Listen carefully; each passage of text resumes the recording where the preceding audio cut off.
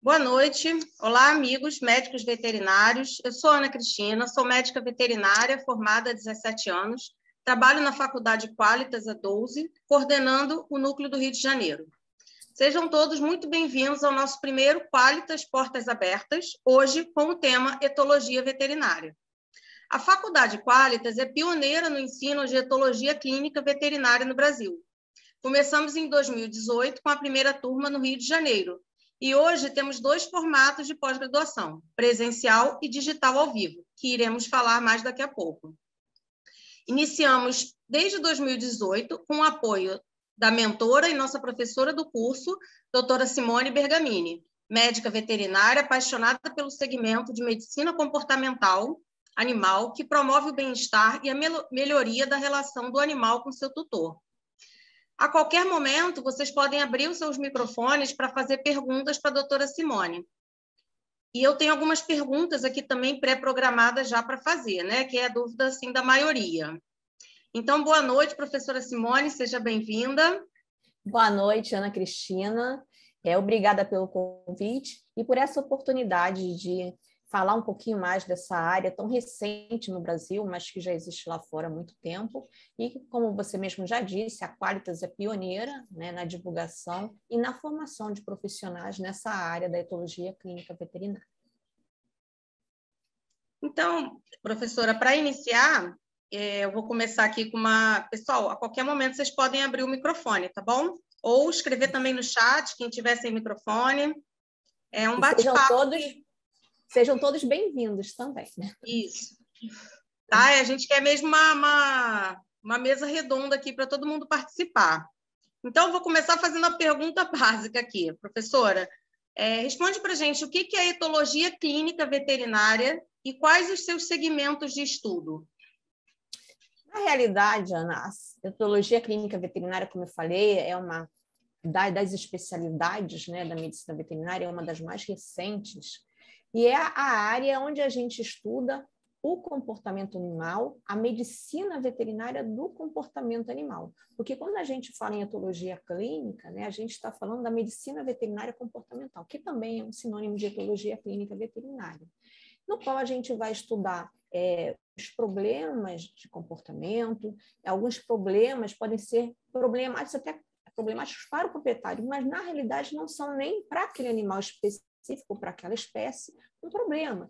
O animal pode apresentar um comportamento alterado devido a alterações clínicas também. Então, é uma área de importância fundamental, tanto para aquele que quer seguir carreira nessa especialidade lindíssima, como para o clínico geral. Afinal, nós temos que conhecer mais os nossos pacientes também, não somente o corpo, mas a mente, porque durante um atendimento a gente está com o indivíduo lá, né? Então, a gente tem o animal que não é somente um fígado, um rim, mas é também um animal que pensa, um animal que tem emoções, um animal que tem medo, e todas essas emoções e essa capacidade cognitiva podem levar a alterações orgânicas, assim como também alterações orgânicas podem alterar o estado emocional do animal e levar a alterações comportamentais, como, por exemplo, a dor, né?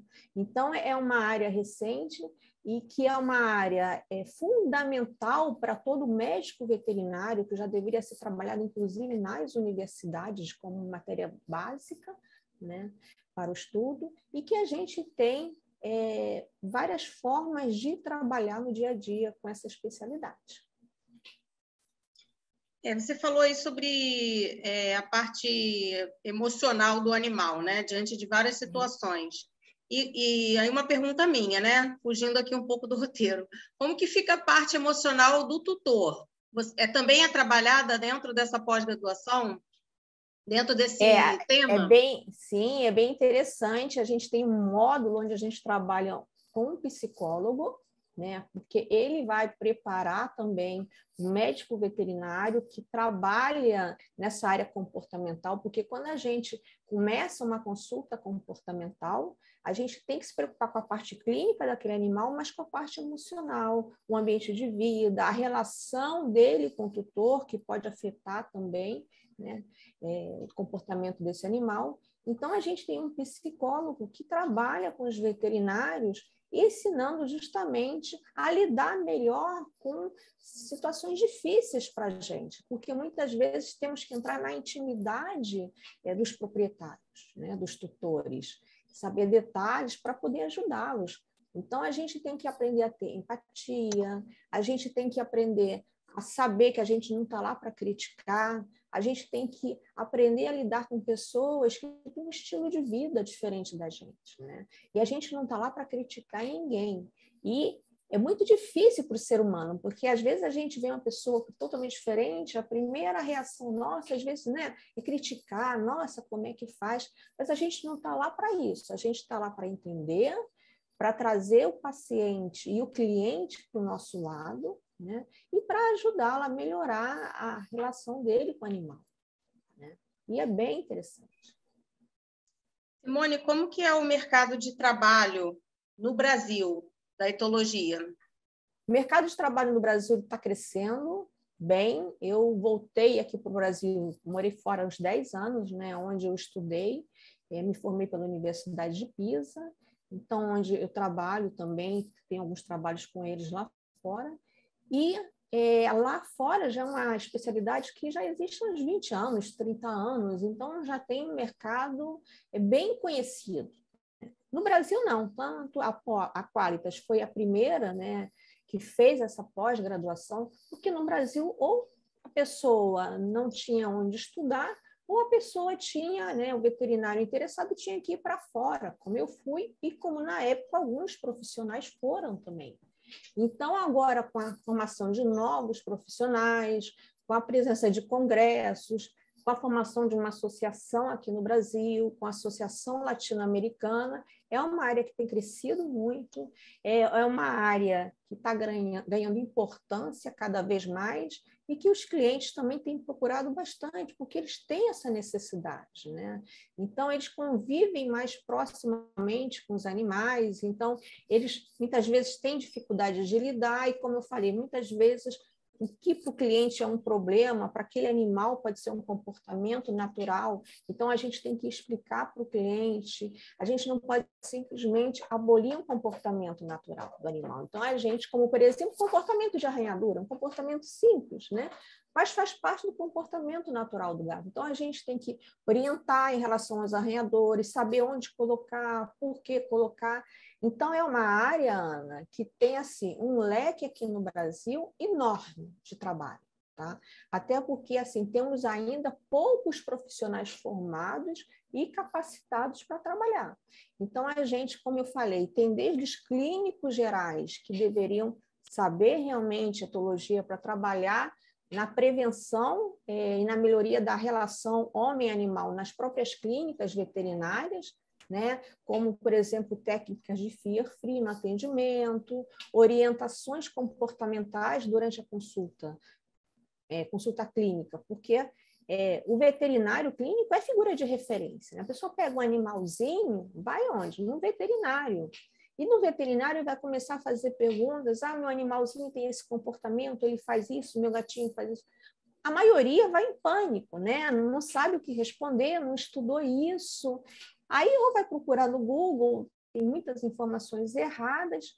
Então, assim, desde a prevenção, né, até a área do veterinário que trabalhou e fez uma pós-graduação e trabalha especificamente nessa especialidade, a gente tem também as consultas comportamentais, né? Então, tem vários animais com problemas de comportamento, a gente viu a pandemia aí que trouxe, né, uma série de problemas para esses animais que passaram todo o tempo dentro de casa. A gente tem, por exemplo, animais silvestres, Ana. A gente tem pouquíssimos veterinários trabalhando na área do comportamento animal, na medicina do comportamento dos animais silvestres. A quantidade de araras... Então, existe esse segmento dentro da etologia de animais silvestres? Na própria especialidade de animais silvestres, eles não formam profissionais habilitados para a área da medicina do comportamento, tá? Então, a gente tem o clínico geral, mas nem sempre ele tem essa base. E a gente tem muita demanda ainda, né? Quantas pessoas têm papagaios em casa? Quantas pessoas têm araras? Né? Uma vez eu fiz uma live sobre papagaios. Nossa, a quantidade de gente que veio falar comigo ainda, sabe? Depois, nossa, professora, você sabe tudo isso? Aonde que eu posso ter? Então, assim, tem coelhos, né? Os coelhos estão aumentando aí. Então, na Europa eu atendia muito coelho também, né? Lá é uma coelhada e aqui no Brasil tem aumentado também. E essas pessoas precisam de orientação sobre o comportamento dos animais, né? E terapia também. Então, tem também, por exemplo, as pessoas que trabalham com terapia assistida com animais. É importantíssimo ter um veterinário comportamentalista, um veterinário que tenha uma formação, porque o veterinário que vai seguir esses animais, né, por exemplo, na ecoterapia, já foi até constituído obrigatório ter um veterinário no grupo, né? Além de médicos, psicólogos, um veterinário para cuidar do animal. Mas a gente também precisaria de um veterinário que trabalha com comportamento, porque a gente não tem que avaliar somente a saúde física daquele animal, e também emocional, cognitiva. Aquele animal está bem? Ele está dando sinais de estresse, por exemplo, né? A gente tem que ter um profissional que possa observar e falar, não, vamos parar porque o animal está estressado, ou não, o animal está bem, vamos continuar. Então, é outra área. Então, a gente tem desde a área da prevenção dos problemas, consultas, terapias assistidas, na pesquisa também, a gente tem poucos veterinários que fazem pesquisas com comportamento. Se você for ver, a maioria são biólogos, psicólogos, veterinários mesmo, agora tem aumentado. Está bem interessante isso. Mas de base é muito biólogo e psicólogo trabalhando com comportamento animal. Eu acho que tinha, Ana, até um certo tempo atrás, um preconceito, entendeu? Então, assim, você está trabalhando com etologia, com comportamento animal. Você é adestrador? Poxa, você fez 5 anos de faculdade e virou adestrador? Tá, mas aí agora que a gente trouxe, que a gente começou a trabalhar a etologia clínica, as pessoas estão vendo que é totalmente diferente, né? Essa seria até meu próximo assunto. As pessoas confundem muito, né? Tem uma briga, né, do adestrador com o veterinário comportamentalista. Quer dizer, até tenho medo de falar, né? Mas assim, olha a treta, vamos lá. Olha a treta, Vamos esquentar. É o adestrador achando que entende muito de animal, né? Então, eu puxo a sardinha para a nossa profissão, né? Eu acho que quem entende mais de animal Sim. somos nós, e quem entende mais de comportamento é o comportamentalista, é o veterinário, né? Não eu, assim, eu sou veterinária, mas eu sou patologista, então eu não tenho lugar de fala, como diz a garotada hoje em dia, né? Mas, assim, lugar de fala é a frase do momento. Então, me fala um pouco disso, assim, tem ligação? Se um animal precisa de um adestramento, isso é abordado nessa área? Você, por exemplo, você indica um adestrador ou você ensina aquela pessoa a lidar com aquele comportamento? Como é que funciona isso? É bem interessante, Ana. Assim, eu tenho vários alunos já inscritos na pós, ou já que concluíram a pós, que, na realidade, eles vieram do adestramento, porque antes de ter a especialidade, eles gostavam dessa área, mas como não existia nenhuma formação, as pessoas iam para o adestramento. Tá? E, na realidade, quando a gente fala da medicina veterinária comportamental, a gente faz a avaliação do corpo, da mente, do ambiente do animal, da relação dele com o proprietário. Então, quando a gente estipula um diagnóstico, por exemplo, e uma terapia comportamental, a gente trabalha por exemplo, orientações sobre o ambiente que a gente tem que estudar, a gente tem que conhecer. A gente trabalha também técnicas de modificação comportamental. Então, isso aí entra a base da aprendizagem, dos mecanismos de aprendizagem e também de técnicas de modificação comportamental. Então, a base de adestramento, os alunos também têm que ter, tá? Porque a gente vai utilizar também nas técnicas de modificação comportamental. Porém, o veterinário também pode utilizar na terapia comportamental a questão dos fármacos, né? Então, o veterinário ele é capacitado, né? Primeiro, o diferencial é fazer um diagnóstico, né? O diagnóstico, eu sempre falo, clínico e comportamental, porque a gente sempre avalia se realmente aquele problema de agressividade, por exemplo, é comportamental, é um animal que tem medo, ou de repente é um animal que está com dor e é agressivo. Tá? Então, a gente sempre faz um diagnóstico diferencial, então isso eles aprendem na pós também, e depois a gente faz também um diagnóstico comportamental. Então, tem essa diferença, né? Não teria motivo para briga, deixa eu beber uma água. Não teria motivo para briga, é ótimo. Porque o veterinário vai, assim, de repente o animal está tendo um comportamento errado ali em função de alguma patologia, né? Que o adestrador não vai detectar, né? E aí já com o veterinário é outra... Mas podem trabalhar em conjunto. Isso é muito importante, tá? Tá. Então, por exemplo, eu posso atender um cão, posso fazer um diagnóstico, posso orientar na terapia, e eu tenho duas opções. Ou eu posso seguir o animal, ou eu posso também recomendar um adestrador, também que tenha formação em problemas comportamentais, porque não são todos que têm, tá? E que vou trabalhar em conjunto com ele. Eu tenho, por exemplo, no Rio de Janeiro... É igual psiquiatra com psicólogo, né? Exato. Eu tenho no Rio de Janeiro alguns que trabalham comigo. Aí eu ligo, aí, cara, esse aí vai, estou precisando disso, disso, disso. Mas nem sempre eu trabalho em conjunto. Alguns eu posso seguir também. Aí isso depende do tempo, depende do problema. Às vezes é longe para mim e é próximo para o adestrador.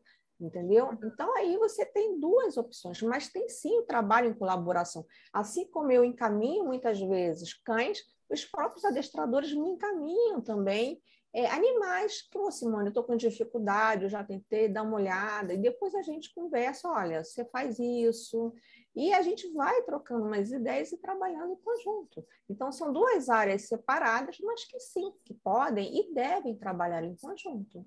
Não tem nenhum problema isso.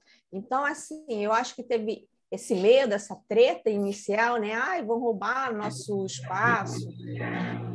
Mas tem área para todo mundo e quando são profissionais realmente de nível mais alto, até nível técnico, a parceria eu acho que é inevitável, eu acho que é obrigatória. Ok. Me fala um pouco dos módulos, né? O que é abordado na pós-graduação de etologia clínica, né? Na Faculdade Qualitas? Quais são os temas abordados? Olha, lembrar de todos os temas, né? Eu fico aqui até amanhã falando. Faz um apanhado, né? Assim, geral. Fazer um resumão, assim.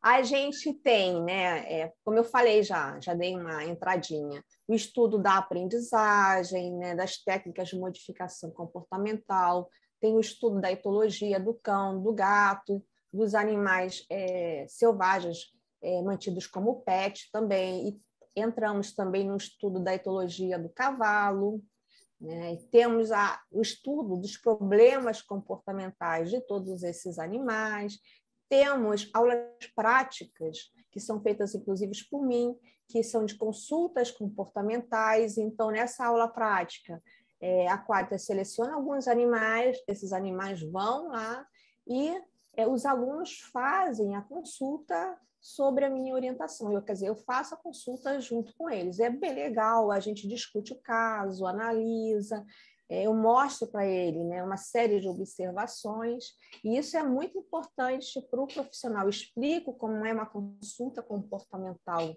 realmente, né? Então, porque muitos nunca viram, né? Até porque, Ana, a gente tem poucos profissionais aqui, né? Antes da pós-dietologia, que realmente sabiam trabalhar, né? Muitos, assim, tinham vontade, eram adestradores, ou aprenderam no livro, mas que realmente tiveram uma formação, que foram lá para fora, aprenderam e voltaram, não eram tantos, né?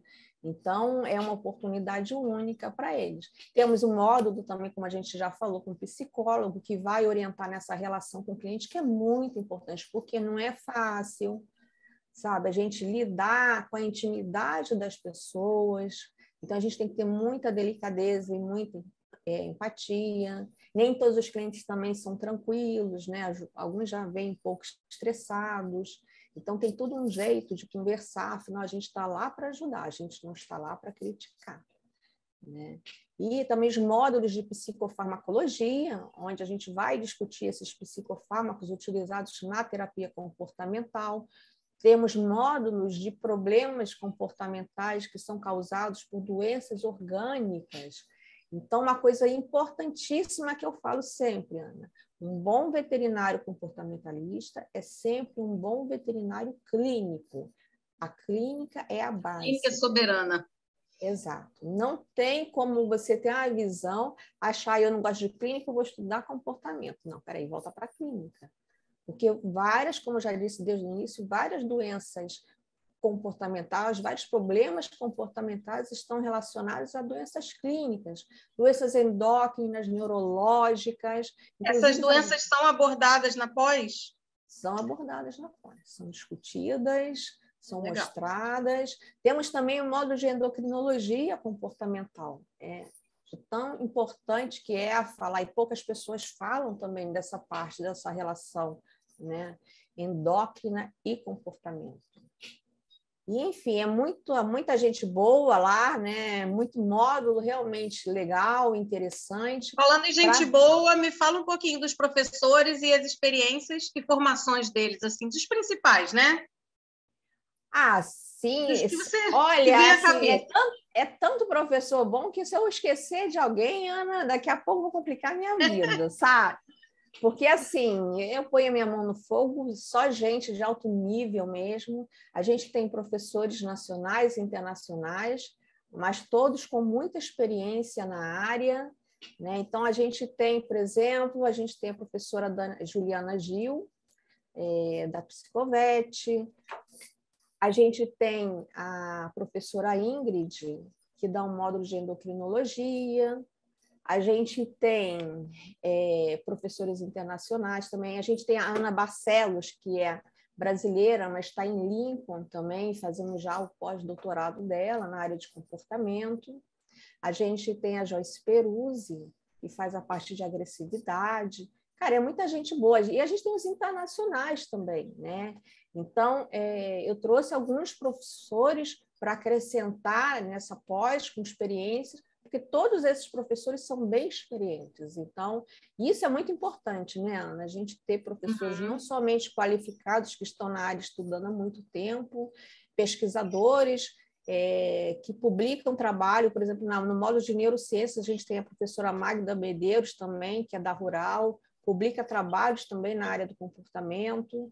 E a gente tem os internacionais, né? Então, a gente tem os internacionais de Portugal, a gente tem o professor Gonçalo, Chiara Mariti, da Itália, que há anos, da Universidade de Pisa, está trabalhando no estudo do apego do cão. Então, é muito importante quando a gente vai falar de problemas de separação, que as pessoas chamam de ansiedade de separação. A aula dela não é uma aula, é um show. Ninguém quer ir embora depois.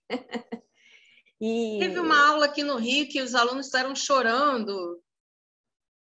Chorando. Eu não me lembro qual foi o módulo, assim, emocionados. Eu não me lembro qual foi o módulo, assim.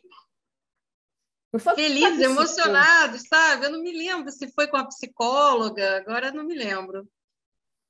Eles saem, sim. Às vezes, assim, até acho engraçado que até a aula de clínica comportamental, que é a prática, né? Acaba a aula, fala, gente, eu tenho que pegar meu avião, já é domingo.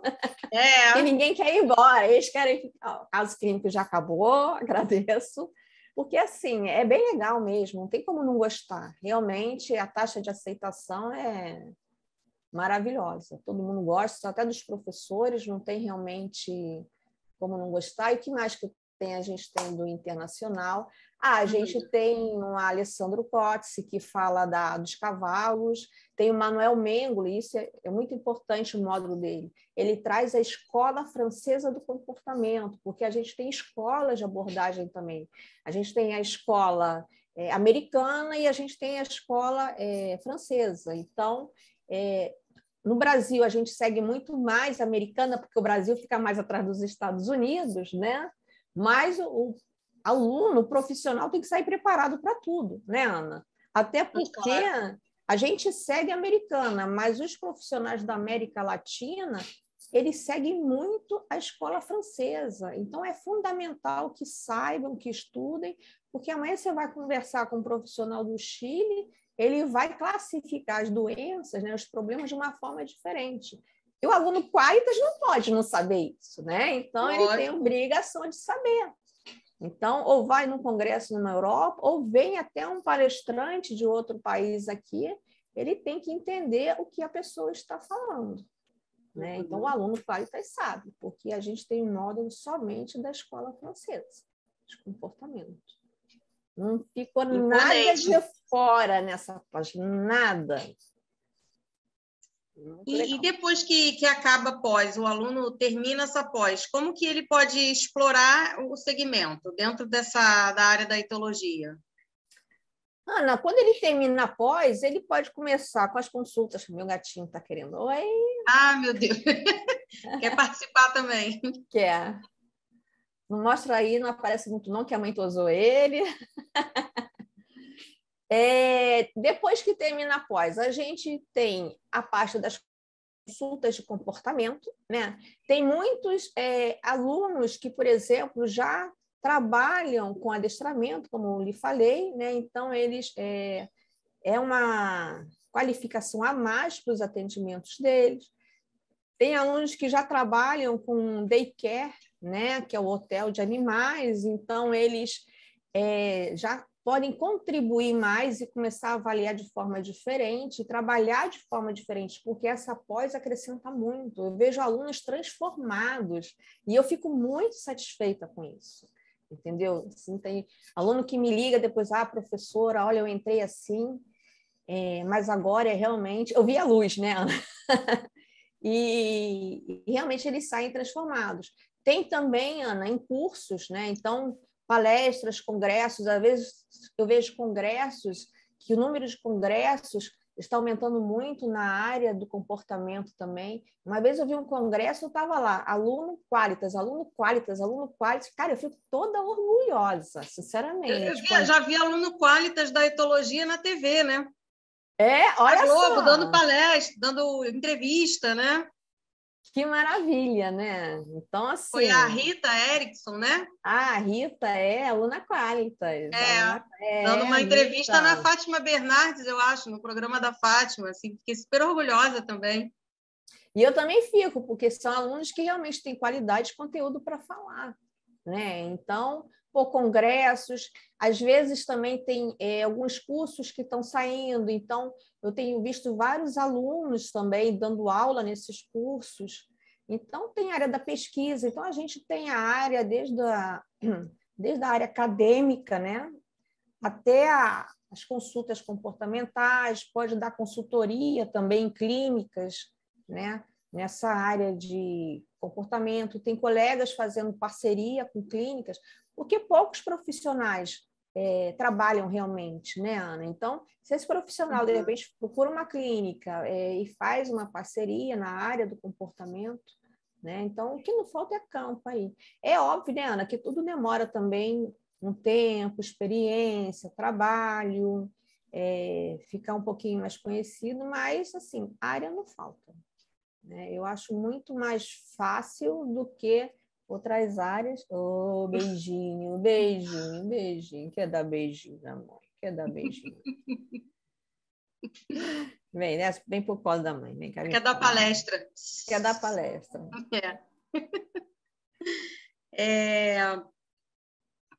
Simone, fala um pouquinho do TCC, a mecânica do TCC.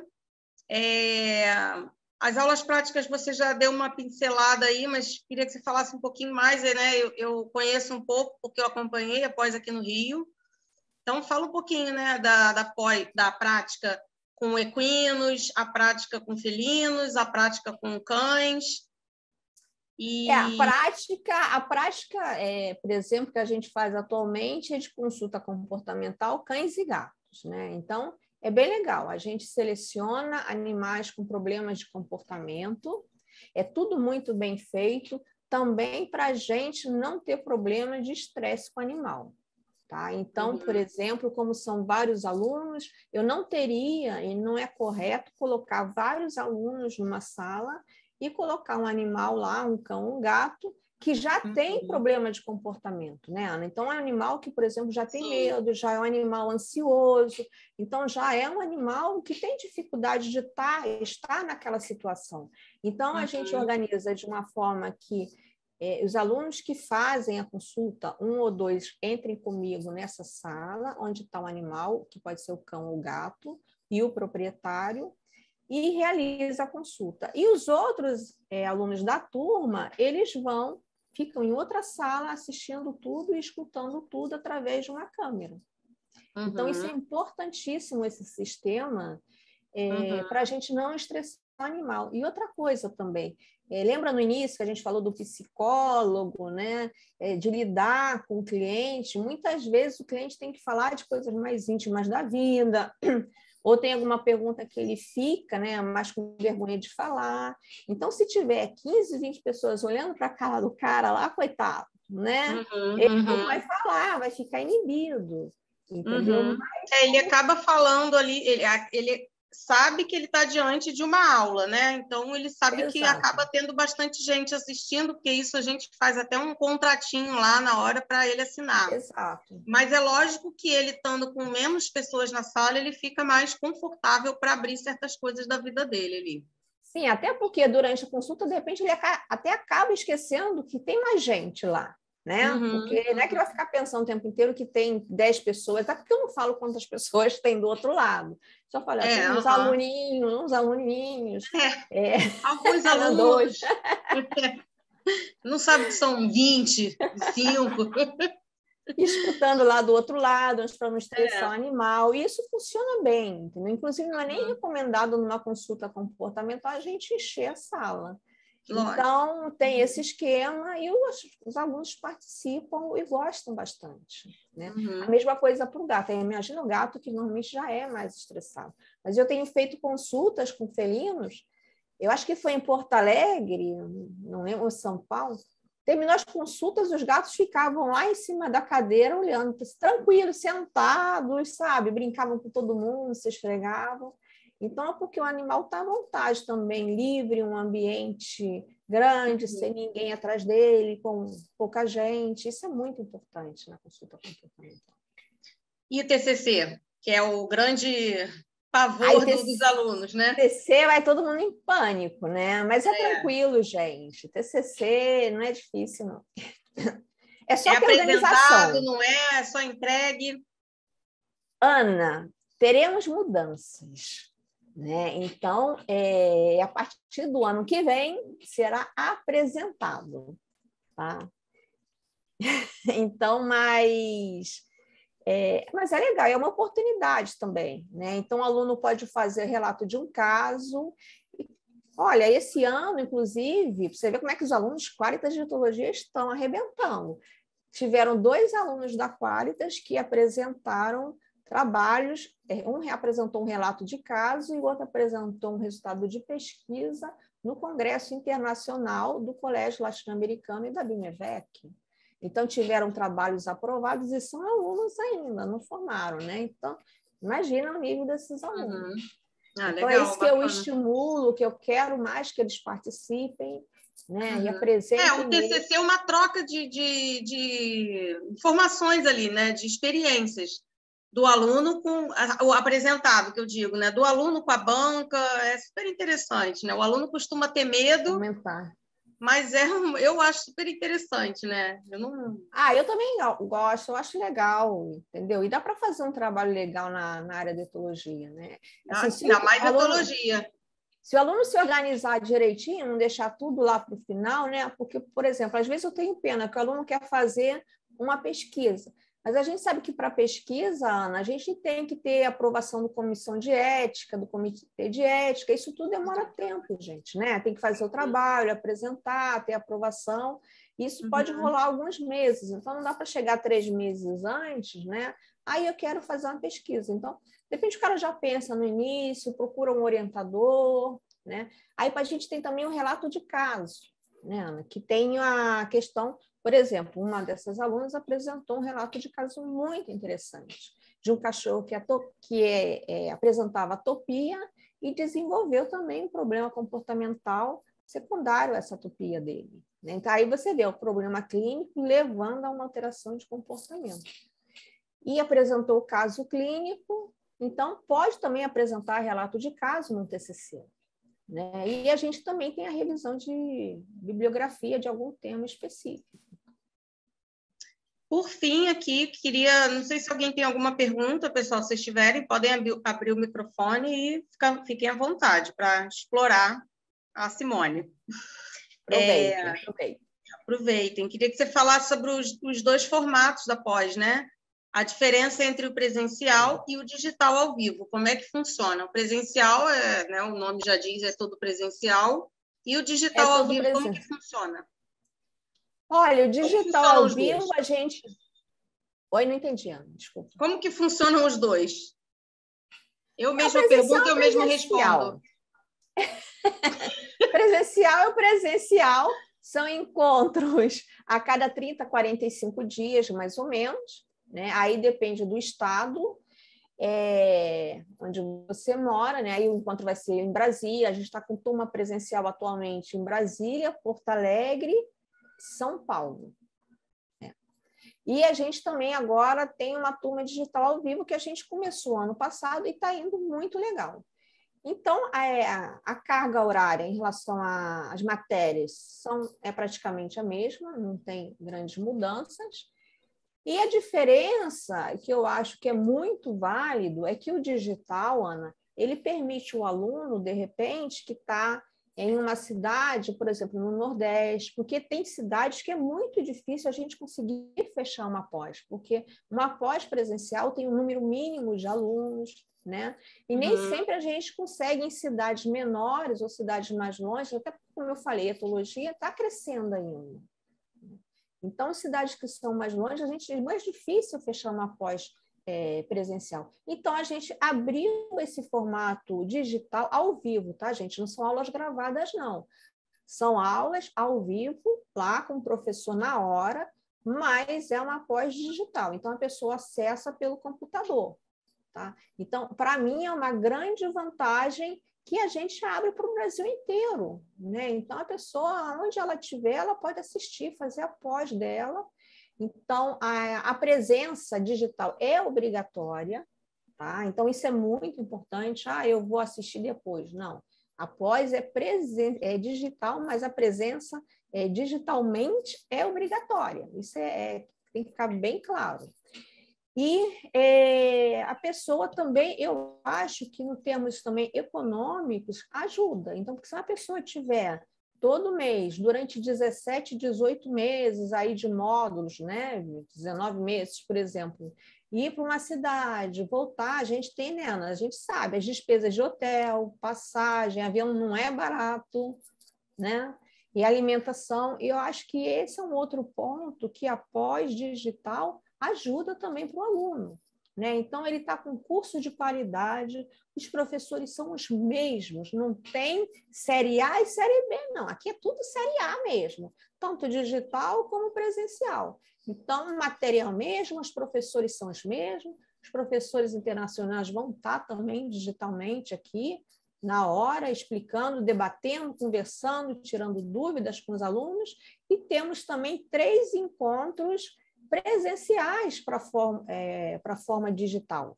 Então, ela é digital na parte teórica e na parte prática a gente entra com os encontros presenciais. Esses encontros são feitos em São Paulo. Tá? Então, a pessoa já pode se organizar também como eu falei, até economicamente fica mais viável, que ela não precisa vir 17, 18, 19 meses, são 3 meses presencialmente, onde ela vai realizar a parte prática. Então, a gente vai ter a consulta comportamental do cão, a gente vai ter a consulta comportamental do gato e a gente vai ter um módulo que já foi inserido, que é técnica de modificação comportamental. Então, a pessoa vai aprender técnicas de adestramento, que alguns já sabem, mas outros nunca fizeram. Então, esses módulos práticos são presenciais e obrigatórios também. Tá? Então, a gente vê assim, eu acho grande vantagem, sabe? Eu acho muito legal, eu acho que facilita muito e a gente pode chegar em lugares mais difíceis. Porque antigamente muita gente pedia, Ana, traz para Florianópolis, traz para não sei aonde, traz para Minas, traz para não sei. E não dá, né? Nem sempre a gente consegue. Essa foi uma maneira de levar para todos os lugares, né? De uma vez só. Conhecimento, né? Eu acho que o conhecimento chega. O professor está lá, ou o professor está pela internet, mas o professor está presente em ambos. A gente não vai colocar módulo registrado. Então, eu quero que fique bem clara essa diferença. É óbvio que depois a aula fica gravada para o aluno que quiser rever a aula que foi ao vivo digital. Alguém tem alguma pergunta para fazer agora? E digo para vocês, os alunos estão amando a pós-digital. Realmente. Cada aula... Eu até recebi um e-mail no final de semana. Onde você arrumou essa professora? Eu falei, mas por quê? Ela é maravilhosa. Ficou até com medo, né? Nossa, onde você arrumou? Estava tão assim, mas por quê? Eu conheci a professora, eu conheço meus professores. Ela é maravilhosa. Até mandei para a professora. Aí, professora, maravilhosa. Eles amam. Então, assim, matéria, professores de alto nível, um nível científico. E é óbvio, né, Ana, a cada ano, isso, inclusive até uma exigência uma solicitação mais do que uma exigência, que a gente sempre vá atualizando os cursos, né, porque a medicina, a ciência está evoluindo, né? Então, todo ano, praticamente, eu vou atualizando após também, a gente vê se tem alguma coisa que a gente possa modificar, acrescentar. É sempre um diferencial. Okay. Eu estou deixando o meu telefone aqui no chat de contato, se alguém tiver alguma dúvida sobre a pós, né, sobre valores, né, a parte que não for pedagógica. A parte pedagógica, eu acho que eles podem te encontrar no Instagram, né, Simone? Podem me procurar. Seu Instagram é qual? Simone Moreira Bergamini. Então, Simone, eu queria te agradecer a presença, foi bem esclarecedor, né, porque... Acho importante essa conversa, porque as pessoas ficam na dúvida sobre exatamente o que é abordado, o que é, sobre mercado de trabalho, né? O depois. Não posso nem falar palestra, nessa conversa vai ficar gravada e depois vai subir no YouTube do canal da faculdade, não é isso, Helenice? Confirma a informação? Eu vi que teve gente que entrou depois. Sim, e aí é isso. Perdeu o início. Obrigada. A gente divulga, acho que nas redes sociais também, né? Uns trechinhos para o pessoal conhecer. Então tá bom. Então, para quem entrou depois, vai estar completinho depois ali no canal da Faculdade Qualitas do Instagram. Tá bom? Quem gosta da área, é uma excelente oportunidade. Venha para a Qualitas e realmente estude com os melhores, né? Como a gente diz, né, Ana? Seja referência, seja Qualitas. Seja referência. Porque realmente tenho orgulho de ver meus alunos por aí. Legal, muito bom. Obrigada, então, pela presença. Uma boa noite a todos. Obrigada. E qualquer dúvida, estamos à disposição aí no Instagram e no telefone de contato que eu deixei ali no chat. Boa noite, gente. Boa noite, gente. Até a próxima. Até a próxima.